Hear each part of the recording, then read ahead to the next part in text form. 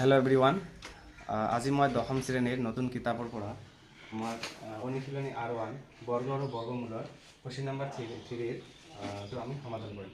তো ইয়াত আছে যে তলৰ সংখ্যাকেইটাৰ বৰ্গ কিমান।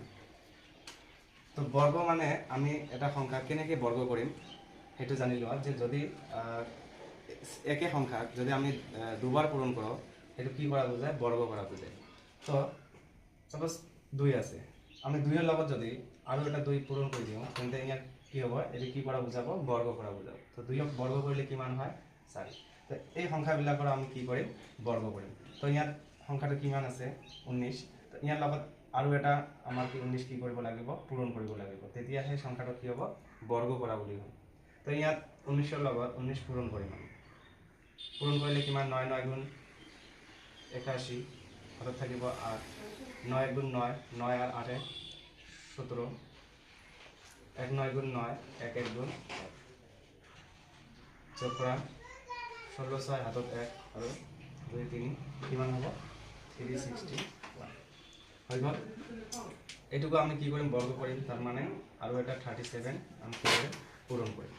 তো আৰু এটা 37 পূৰণ কৰিলে কিমান হ'ব, 37 লগত 37 পূৰণ, 7 7 গুণ 49, হাতত থাকিব 4, 3 9 গুণ 27, সরি 3 7 গুণ 21, 21 সাড়ে 4 কিমান হ'ব, 25, 3 7 গুণ 21 1 হাতত থাকিব 2, 3 3 গুণ 9, 9 আৰু 2 কিমান হ'ব, 11।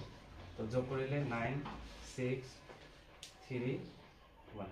তো এইটো আমাৰ বৰ্গ কৰিলে কিমান হয়, 1 3 6 9। ঠিক তেনেদৰে আমি এই সংখ্যাটুকু কি কৰিম, আৰু এটা 53 লগত আমি কি কৰি দিম, পূৰণ কৰি দিম। তো চাও পূৰণ কৰি দিলে কিমান হয়, 53 লগত আৰু এটা 53 পূৰণ কৰিলে 3 3 গুণ কিমান হয়, 9, 3 5 গুণ 15, 3 5 গুণ 15 5 হাতত থাকিব 1, 5 5 গুণ 25 আৰু 1 কিমান হ'ব, 26। এইটো 9 5 5 10 শূন্য হাতত 1, 1 আৰু 6 কিমান হ'ব, 7 7 আৰু হাতত 1 কিমান হ'ব, 8, এইটো 2। তো এইটো পূৰণ কৰিলে কিমান হয়, 2809। ঠিক আছে, কি আছে 78। তো আমি বৰ্গ কৰিলে আৰু এটা 78 কি কৰিব লাগিব, পূৰণ কৰিব লাগিব। এতিয়া আমি পূৰণ কৰিম।